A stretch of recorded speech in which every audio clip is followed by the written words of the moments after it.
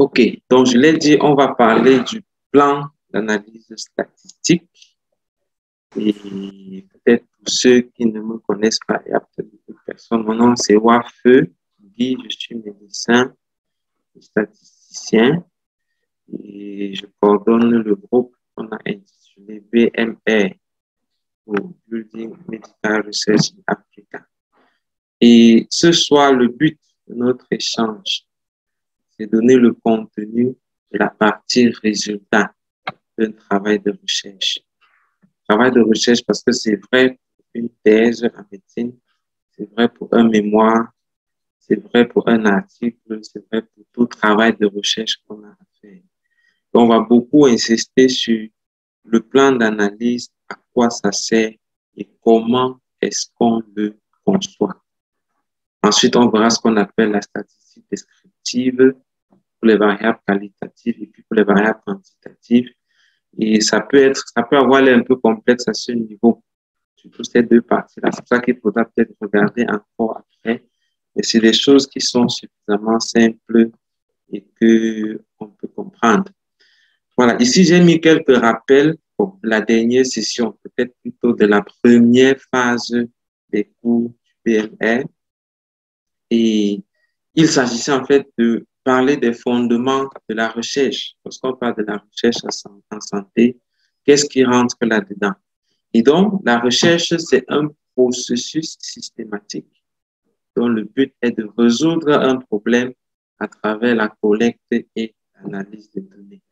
Et c'est ce qu'on fait pendant sa thèse, comme la plupart de ceux qui sont connectés. C'est ce qu'on va aussi faire pour les mémoires, etc.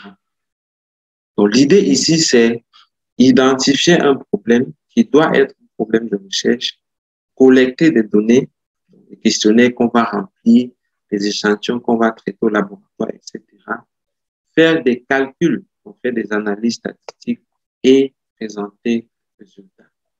Et dans l'étape de la mise en œuvre de la recherche, il y a la collecte des données, il y a le masque de saisie qui permet d'entrer les données et l'analyse statistique. Et lorsqu'on parle d'analyse, ça veut simplement dire faire des calculs pour tirer une conclusion. Et on aurait eu plus de temps si on était en présentiel. Souvent, je vais prendre l'exemple, chacun va donner un peu son sujet, va donner un peu ce qui s'attend à présenter comme résultat ou comme réponse à la fin. Et on va voir dans la plupart des cas que souvent, c'est des calculs simples. C'est des choses, des additions, des multiplications, des divisions. Mais le plus important étant que le résultat puisse répondre aux objectifs. Et il faut dire également que le choix du logiciel, c'est un élément crucial. Ça va dépendre de la complexité de l'analyse, du nombre de variables, de la maîtrise de l'outil informatique. Ça, si c'est vous qui faites l'analyse des données, c'est des éléments qu'il faut envisager dès le départ. Parce qu'il y a certains logiciels qui ne pourront pas faire certaines analyses statistiques et donc souvent on peut se retrouver un peu coincé. C'est pour ça qu'il faut avoir la bonne information. Mais si ce n'est pas vous qui allez le faire, le choix du statisticien est également quelque chose de capital. Il faut être sûr que la personne maîtrise les statistiques en santé. J'insiste sur en santé. Parce qu'il y a des statistiques dans le domaine des sciences sociales, statistiques de l'économie, statistiques des finances, qui n'ont rien à voir. Du moins, il y a juste les éléments de base. Donc, c'est important à considérer lorsqu'on fait son choix. Est-ce que c'est quelqu'un qui sait faire l'analyse des données dans le domaine de la santé, qui a l'habitude? Et un élément important, il faut éviter de se lancer tout seul à l'analyse des données. C'est très important parce que ça risque de vous amener à prendre plus de temps, à faire beaucoup d'erreurs et finalement, souvent, on ne finit même pas par corriger ces erreurs-là. Donc, c'est des éléments importants à considérer. Maintenant, la partie résultat, que ce soit d'une thèse, d'un mémoire ou d'un article, à quoi est-ce que ça sert? Ça permet de répondre aux questions, aux objectifs spécifiques de manière précise et concise. On va voir quelques exemples tout à l'heure. Mais ce qu'il faut garder à l'esprit, c'est que lorsque j'arrive dans la partie résultat de mon travail, mon canevas, ce sont mes objectifs spécifiques. Quels sont les objectifs que j'avais je dois pouvoir répondre à ces objectifs de manière précise et concise dans la section des résultats. Et donc, ça permet de rapporter les trouvailles qu'on a eues par rapport à la méthodologie. Je dis n'importe quoi. Par exemple, j'ai dit, je vais aller à l'hôpital, je vais prendre les dossiers des patients qui ont la tuberculose, je vais fouiller ces dossiers pour collecter les données sur l'âge, le sexe, durée de traitement, etc. et le suivi des patients. Ça, c'est ma méthode. Je suis allé à l'hôpital, je l'ai effectivement fait. On s'attend donc dans les résultats maintenant à ce que tu dises, qu'est-ce que j'ai trouvé? Qu'est-ce que j'ai eu en appliquant cette méthode? Et ce n'est pas le lieu de commenter ou d'expliquer cette trouvaille-là.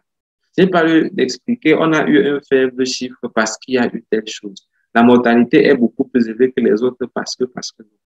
Dans les résultats, je présente simplement ce que j'ai trouvé, comme on va le voir dans les exemples que je vais montrer là. Donc, je vais vous présenter un article scientifique et on va voir ensemble la section résultats pour que vous compreniez davantage ce dont je suis en train de parler. Ça, c'est un article qui a été publié à partir de ma thèse de médecine, en fait, en 2015. Et si on va dans la section résultats, déjà, vous verrez que c'est une section qui, en général, n'est pas très longue. On met juste les éléments qu'on a obtenus. Par exemple, si je lis la première phrase qui est là, 66 patients ont été recrutés, 48 à l'hôpital central, 18 à l'hôpital général. Tous les patients ont été contactés à 14, 30, de 50 à 60 jours, 56 à 90 jours, avec un âge moyen de tel et les extrêmes qui sont là. Donc, ici, je donne les éléments que j'ai trouvés juste en rappel pour qu'on se comprenne bien. Le titre de l'étude, c'est suivi ou pronostic vital à moyen terme des patients ayant un accident vasculaire cérébral. Il était question de recruter les patients, de les suivre pendant 3 mois et de voir qui est vivant, qui est décédé et les facteurs associés à cette suivi-là. Donc, dans les résultats, on a comment ça s'est passé, nombre de patients qu'on a eu, l'âge et le sexe ratio de ces patients-là. Ensuite, l'autre paragraphe dit les facteurs cardiovasculaires les plus fréquents étaient l'hypertension artérielle chez 41 patients, 8 patients qui étaient diabétiques, 7 qui avaient un antécédent d'AVC et la durée moyenne de consultation était de 30 mois.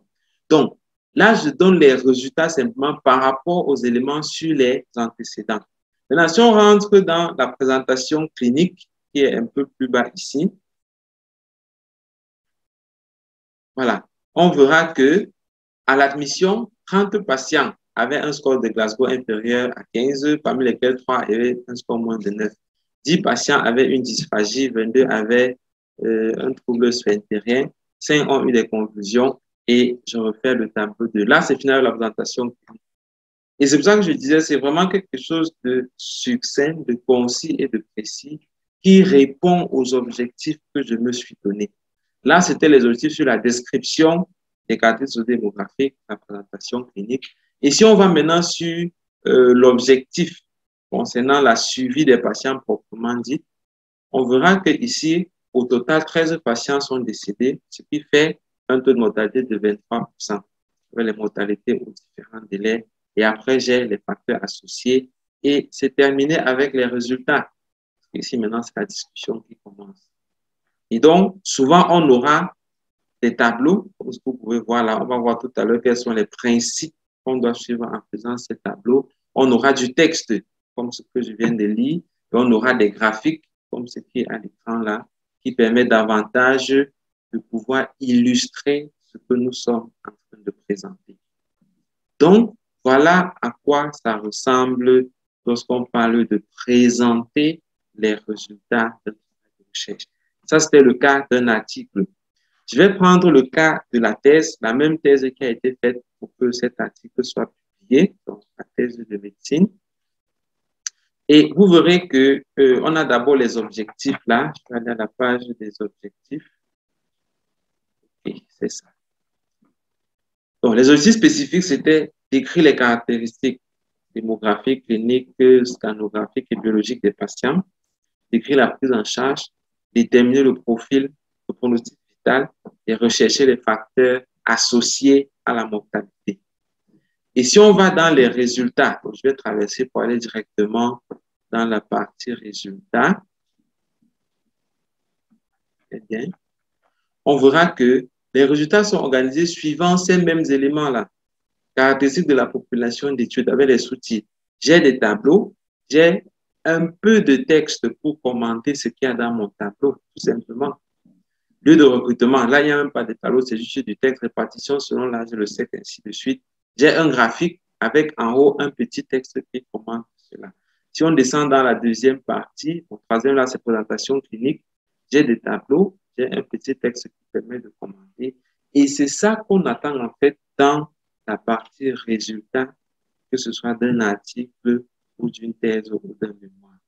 Et donc, ce qu'il faut déjà se dire, c'est que par rapport à la section résultat de votre travail, on veut avoir qu'est-ce que vous avez trouvé de manière précise par rapport aux objectifs spécifiques. Maintenant, c'est quoi le plan d'analyse statistique donc?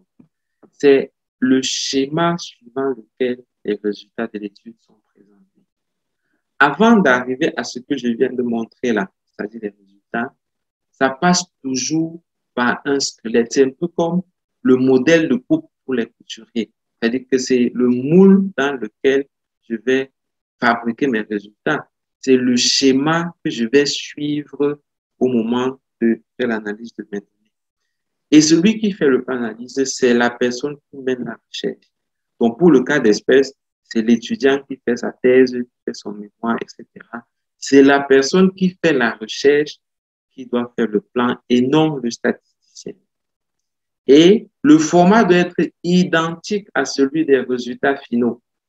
Ça veut dire que quand je fais mon plan d'analyse, tout ce qui va rester, c'est mettre les chiffres à l'intérieur et j'ai les résultats de mon étude. Et on verra tout à l'heure que c'est pour ça qu'il faut travailler dessus vraiment, même plus que les résultats.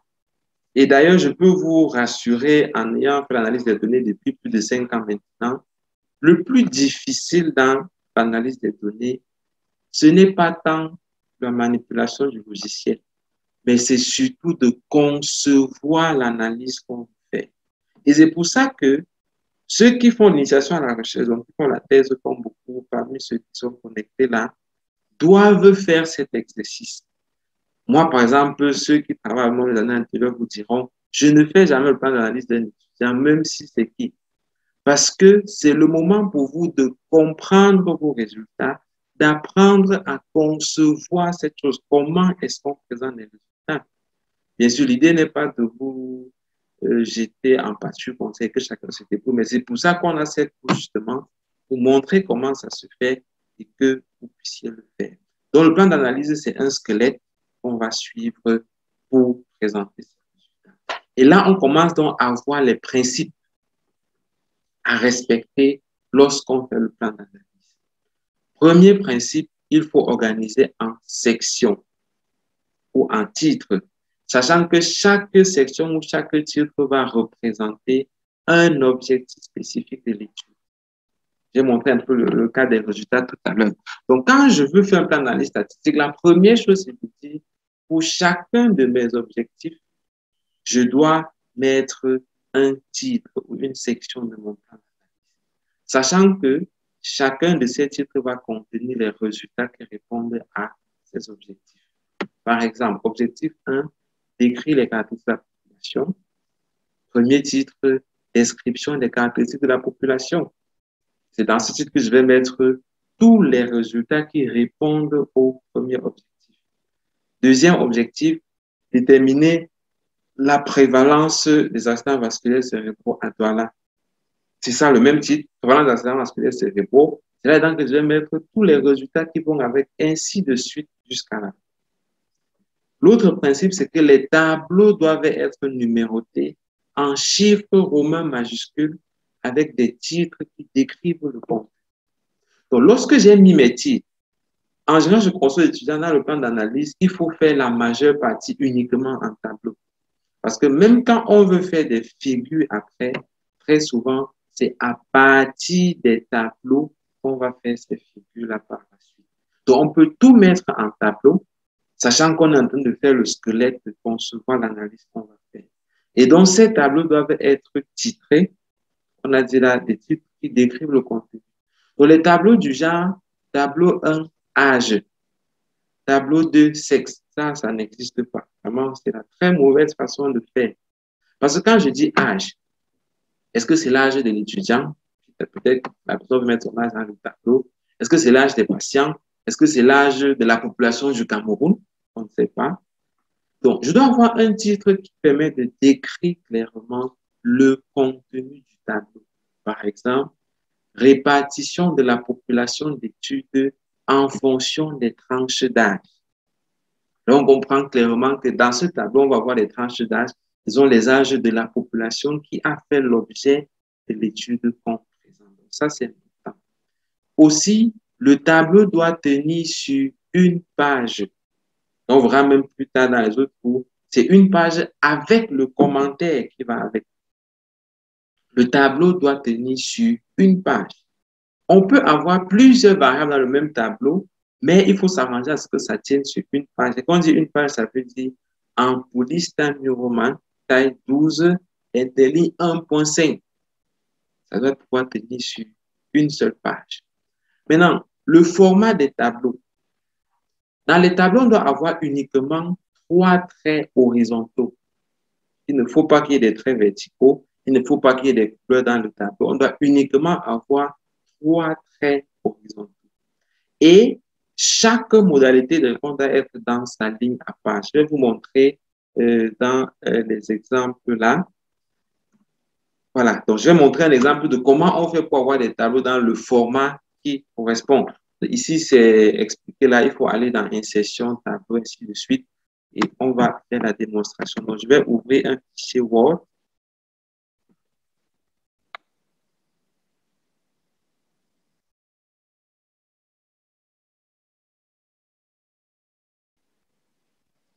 Voilà.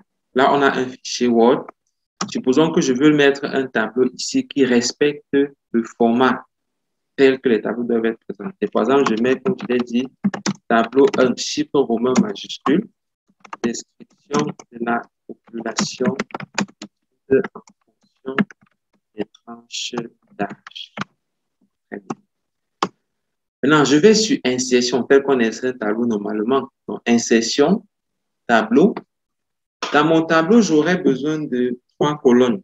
Une colonne pour la variable, une pour les effectifs et l'autre pour le pourcentage. On verra tout à l'heure ces différents éléments-là. Donc, je choisis le nombre de colonnes et le nombre de lignes, je mets n'importe quoi là.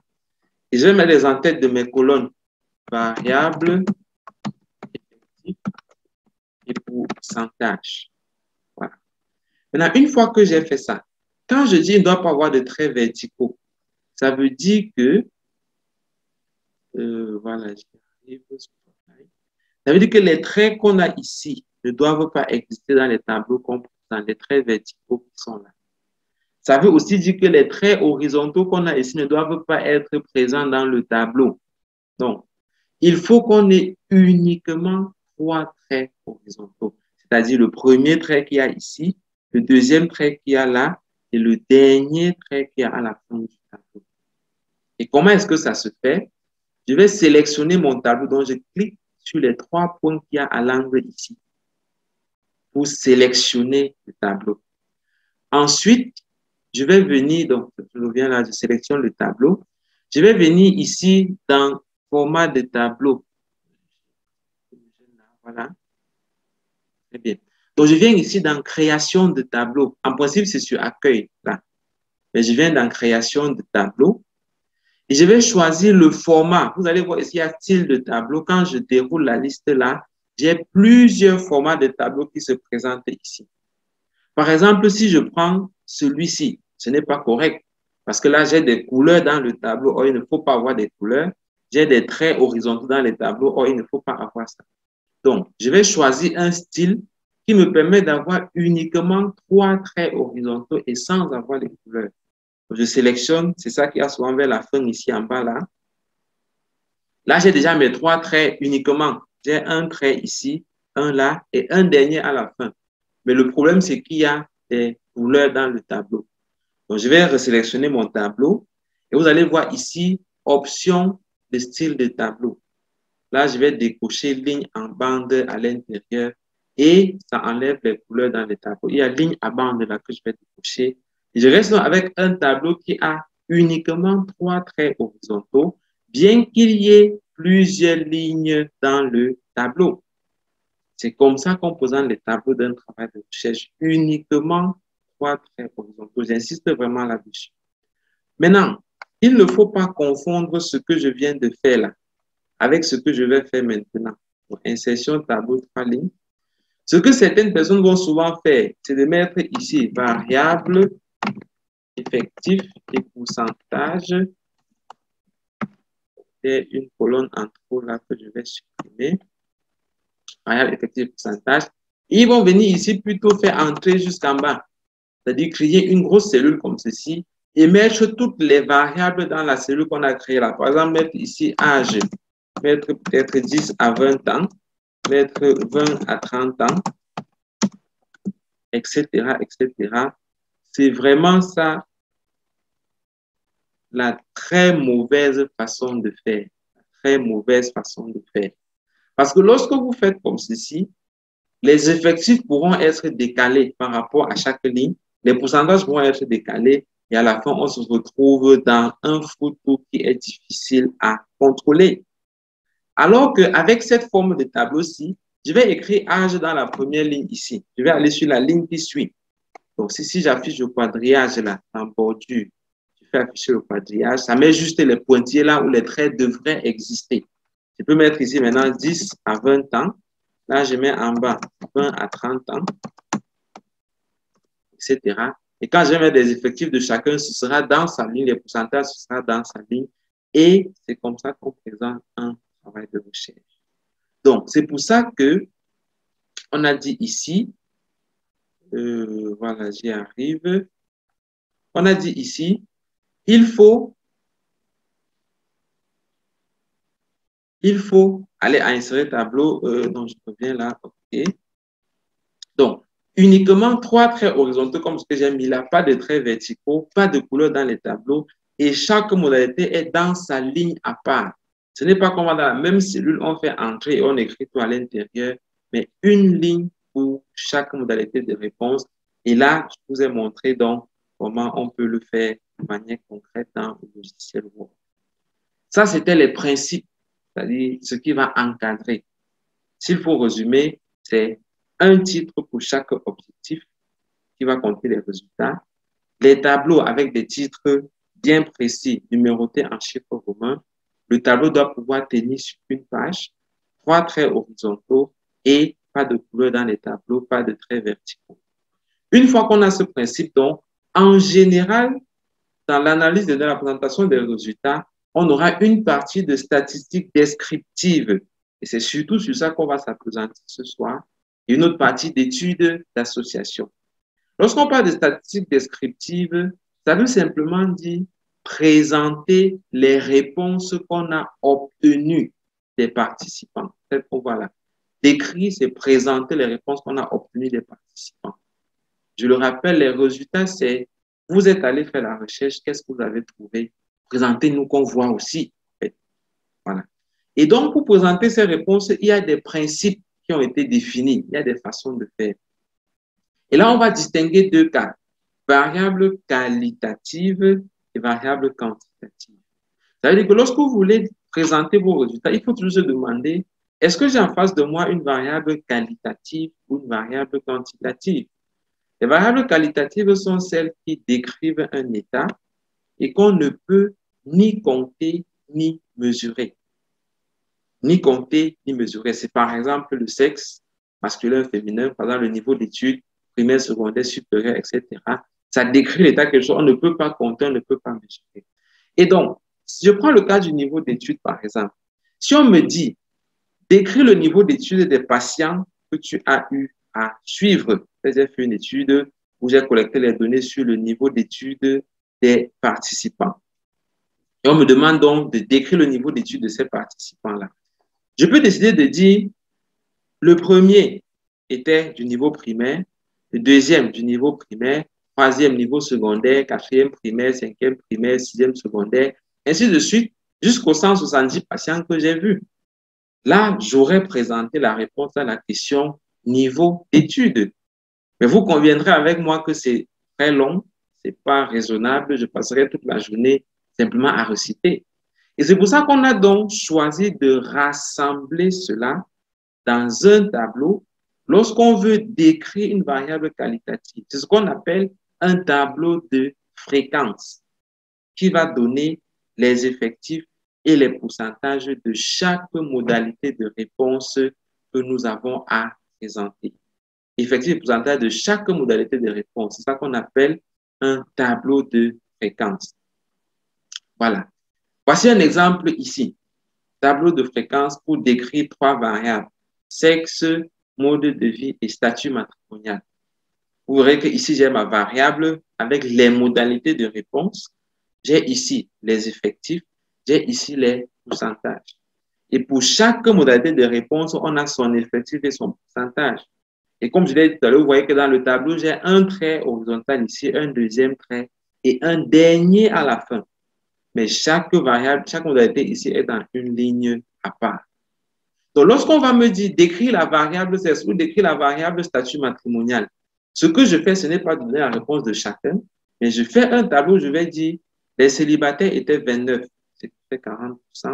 Les mariés monogames étaient 42, ce qui fait 58%. Les polygames, il y avait un seul, ce qui fait 1,4%. Et là, j'ai répondu à la question, quel était le statut matrimonial dans la population que tu as étudiée. Et je dois préciser ici que pour tous les objectifs qui ont à voir avec la description, c'est uniquement avec ces notions de statistiques descriptives qu'on va travailler. Uniquement. Et très souvent, ça va représenter au moins 50% de votre travail, sinon même plus parfois. Au moins 50%. C'est pour ça qu'il faut avoir ceci à l'esprit. Du coup, ce qui va souvent se passer, c'est que lorsque je vais faire mon plan d'analyse de la partie descriptive, je regarde juste les variables qualitatives que j'ai et je fais des tableaux de fréquence en me rassurant que ça tienne sur une page. Effectif pourcentage, j'ai mes variables ici et avec ça, on va élaguer au moins 2 ou 3 des objectifs spécifiques de l'étude qu'on est en train de faire. Maintenant, quand ce sont des variables quantitatives, souvent là, ça va être un peu plus, on va dire quoi, élaboré. Voilà. Les variables quantitatives, ce sont celles qui s'expriment par des chiffres et qu'on peut compter ou mesurer. C'est par exemple l'âge d'une personne, on peut compter 1 an, 2 ans, 3 ans, ainsi de suite. C'est par exemple le poids d'une personne, on peut mesurer 60 kg, 70 kg, ainsi de suite. Et ça, les variables quantitatives, ça va s'exprimer en général avec des chiffres.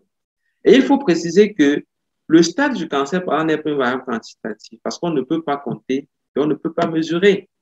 Ce n'est pas possible.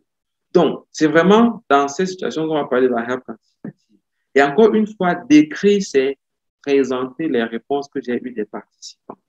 Par exemple, si on me demande quel était l'âge des patients que tu as recrutés, je dois pouvoir dire ils avaient tel âge de manière synthétique et qu'on puisse me comprendre.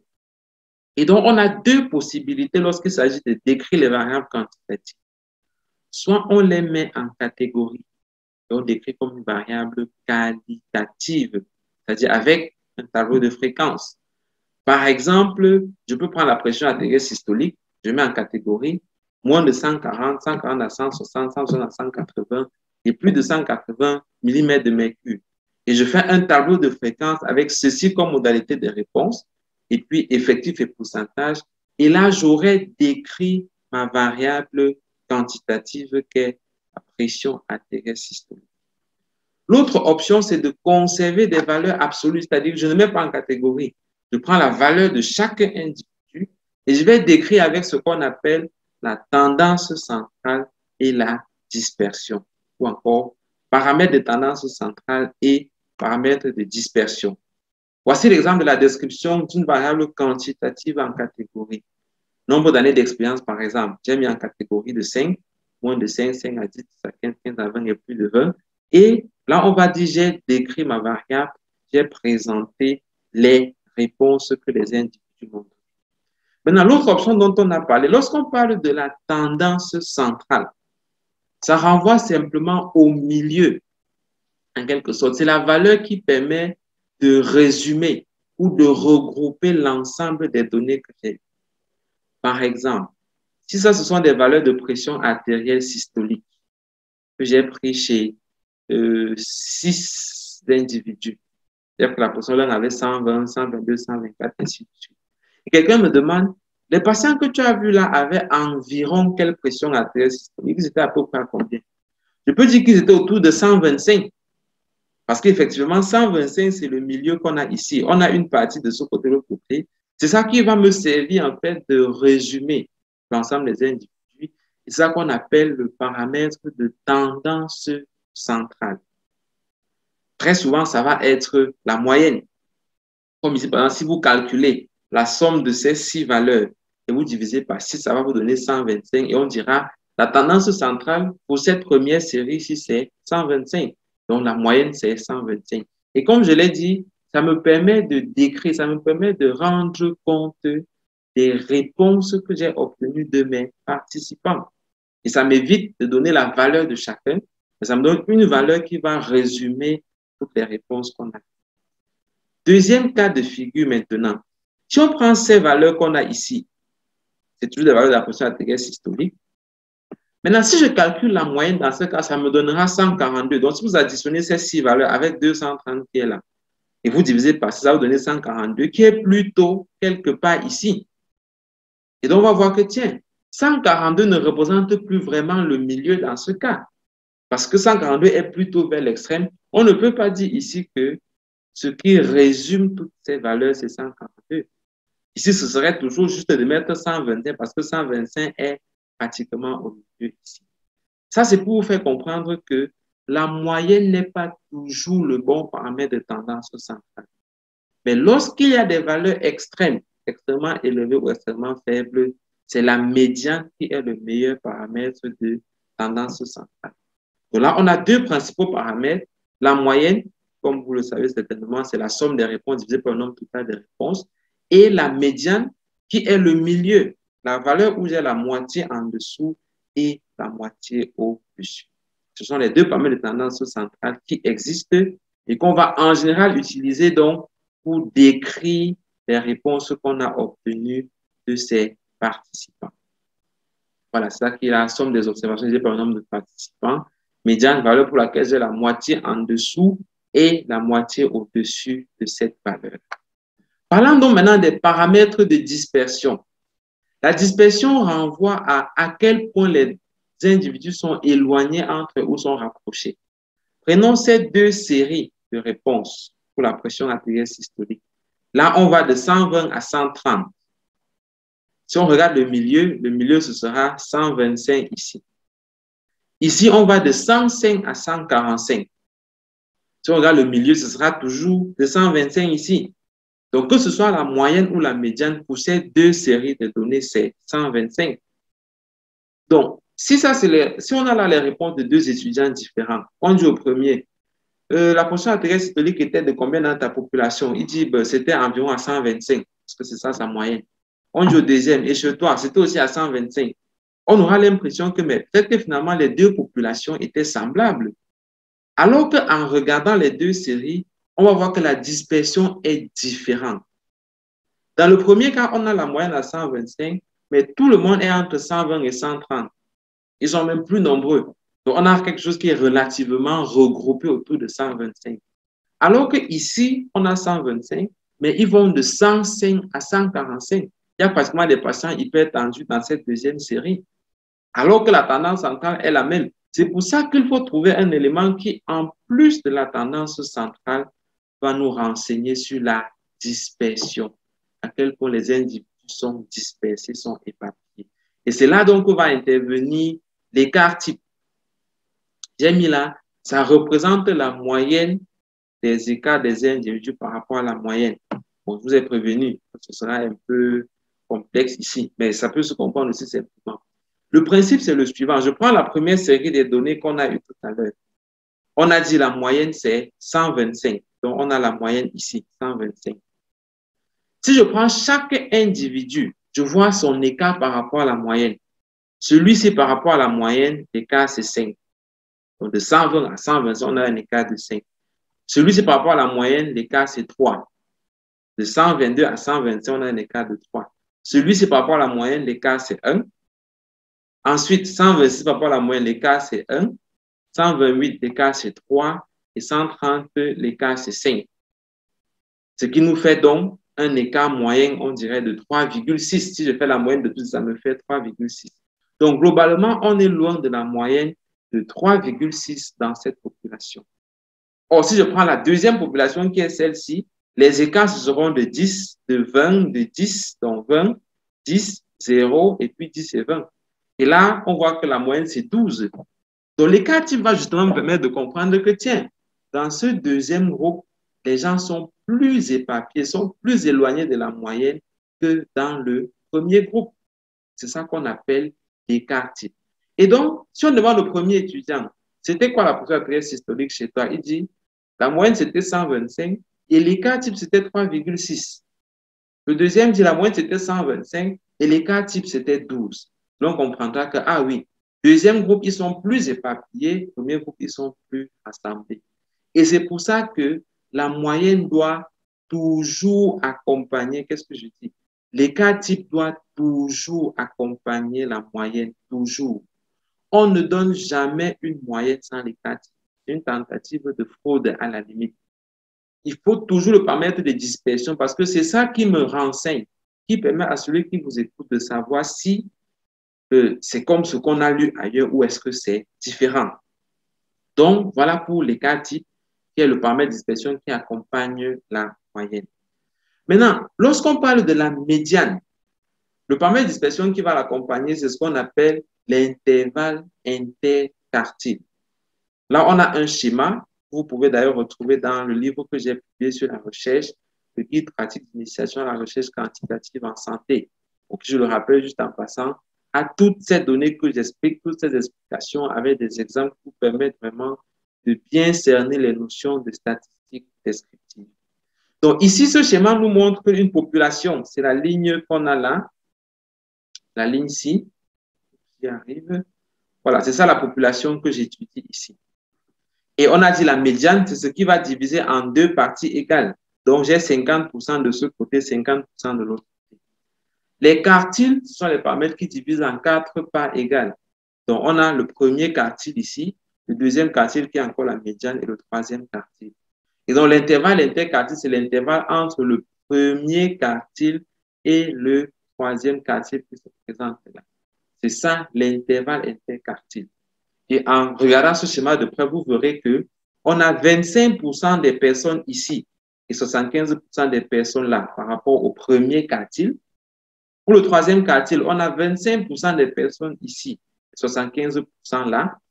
Et en réalité, la proportion qu'on a au milieu ici, dans l'intervalle interquartile, c'est 50% de la population d'études. Parce que j'ai 25% à l'extrémité ici et 25% à l'autre extrémité là. Et donc, l'intervalle interquartile qui contient 50% de la population va davantage me renseigner sur la dispersion des individus. C'est pour ça que lorsque je donne la médiane, je dois toujours donner l'intervalle interquartile. Et un dernier paramètre de dispersion qu'il faut toujours donner, c'est ce qu'on appelle l'étendue, la valeur du minimum et maximum. Et donc, lorsqu'on est en train de décrire un paramètre quantitatif, on va donner la moyenne ou la médiane. On ne donne pas les deux, c'est juste une tendance centrale. Et si j'ai donné la moyenne, je vais l'accompagner de l'écart type. Si j'ai donné la médiane, je vais l'accompagner de l'intervalle interquartile. Et dans tous les cas, il faut donner le minimum et le maximum de ce paramètre quantitatif. Et une précision que je fais, lorsqu'on a plusieurs variables quantitatives à décrire, en général, on peut les présenter toutes dans un tableau avec comme colonne moyenne, écart type, minimum, maximum, etc. On verra tout à l'heure dans l'exemple de plan d'analyse. Bon, je ne vais pas beaucoup m'attarder sur la distribution d'une variable. Vous pourrez regarder ça dans mon livre. Comme j'ai dit, on pourra en discuter même en off. Mais c'est ça qui permet de savoir si on choisit la moyenne ou la médiane en fait. Le principe étant de dire, lorsque la distribution est normale, on va utiliser la moyenne. Moyenne et écart type, si la division n'est pas normale, on va utiliser la médiane et l'intervalle interquartile. Parce que quand la distribution n'est pas normale, comme l'exemple qu'on a vu tout à l'heure avec 230 sur la pression artérielle systolique, quand la distribution n'est pas normale, si j'utilise la moyenne, je serai en train de tromper les gens, ce ne sera pas la bonne tendance centrale. Pour terminer donc avec la présentation d'aujourd'hui, je vais vous montrer un exemple, un modèle de plan d'analyse statistique que je partagerai avec vous aussi pour que vous ayez ça sous les yeux. Donc, c'est un fichier qu'on a conçu dans le groupe pour aider les étudiants en fait à mieux faire leur plan d'analyse statistique. Et je vous rappelle, ou je précise que peut-être certains d'entre vous ont essayé. Si vous tapez sur Internet plan d'analyse statistique, je ne pense pas que vous trouverez quelque chose qui puisse expliquer ces éléments ensemble comme ceci. Donc, je vous encourage vraiment à savoir faire bon usage de cela pour les travaux de recherche que vous avez, pour pouvoir les présenter de manière cohérente et claire. Il y a cet encadré que j'ai mis au début. Je crois que moins de 5% des gens lisent ça, je ne sais pas pourquoi. Pourtant, c'est important, ça vous permet de bien comprendre de quoi on est en train de parler. Donc, voici un modèle ou un exemple de plan d'analyse. C'est juste un template que vous devez modifier pour l'adapter à votre étude. Plan d'analyse, on met le titre de l'étude. Et comme j'ai dit, ce sont les objectifs qui nous orientent.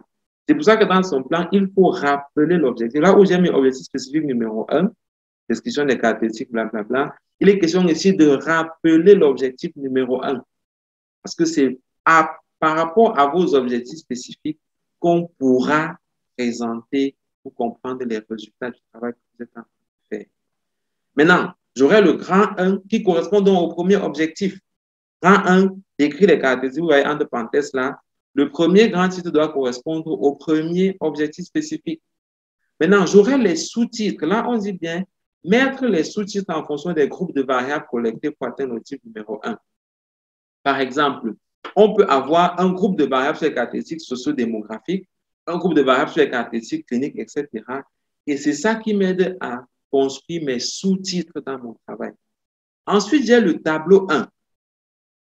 Donc, j'ai dit ces chiffres romains majuscules et je mets un titre qui est suffisamment expressif, suffisamment clair pour qu'on comprenne le contenu.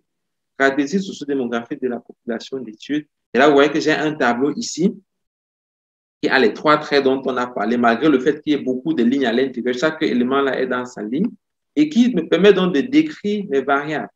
Ici, par exemple, j'ai la variable âge et sexe.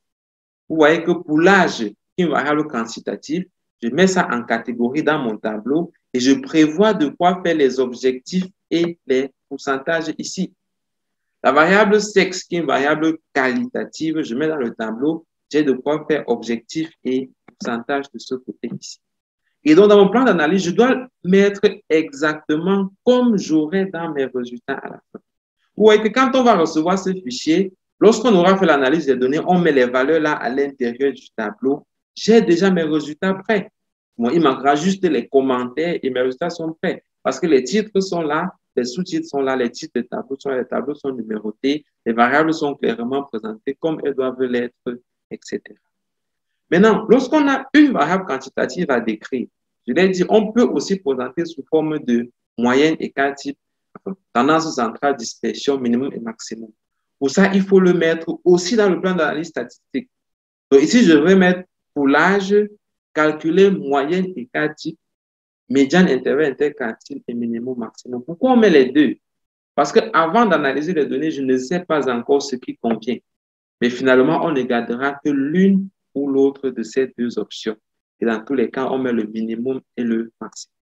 Et si on conjugue, vous voyez que c'est la même chose. Après, j'ai caractéristiques cliniques, toujours dans la description. J'ai répartition des comorbidités et machin en fonction de ceci. J'ai les variables là avec leur modalité de réponse, effectif, pourcentage. Et ainsi de suite, on va avoir la description des variables qu'on a. Maintenant, comme je disais tout à l'heure, je peux avoir plusieurs paramètres quantitatifs. Par exemple, répartition en fonction des paramètres cliniques de la population étudiée. Ici, vous verrez que j'ai la pression systolique, pression diastolique, la température, peut-être le poids, la taille, et ainsi de suite, qui sont toutes des variables quantitatives. Pour ne pas faire une phrase pour chaque variable, Je fais un tableau dans lequel j'ai minimum, maximum ici. On va mettre dans cette colonne. J'ai moyenne et quartile dans cette colonne. J'ai médiane, intervalle, interquartile dans cette colonne. Ou encore, je peux décider de mettre plutôt en catégorie. Pression artérielle, hypotension normale, hypertension, température, ainsi de suite. Et là, c'est plutôt avec effectif et pourcentage. C'est comme ça donc on va décrire. C'est vrai. Et comme je vous ai dit, très souvent, ça va couvrir au moins la moitié de la présentation des résultats. Ici, objectif de déterminer la prévalence de la maladie dans la population. Souvent, la prévalence, c'est aussi effectif pourcentage. J'ai le tableau avec son titre, malade, oui ou non, effectif pourcentage. C'est ça qui va me donner la prévalence. Et on a une note ici, notez bien. Pour les principaux résultats de l'étude, comme une prévalence, un taux de mortalité, un coût moyen, ainsi de suite, il faut toujours prévoir l'intervalle de confiance à 95%. Je crois que vous voyez ici, j'ai pourcentage avec intervalle de confiance à 95%, ce qu'on n'avait pas pour les autres. Précisément parce que ça, c'est une étude dont l'objectif, entre autres, était vraiment de déterminer la prévalence. C'est pour ça qu'on met l'intervalle de confiance à 95%. Après, on aura les autres tableaux qui vont faire la description. Et la troisième partie, donc, c'est les facteurs associés avec l'étude d'association qui fera l'objet du prochain cours. Aujourd'hui, on va s'arrêter sur statistiques descriptives et prochainement, on entrera dans l'étude d'association. C'est quoi les principes, c'est quoi le odds ratio, c'est quoi la valeur P, comment ça se présente, etc. Et comment est-ce qu'on met cela dans un plan d'action.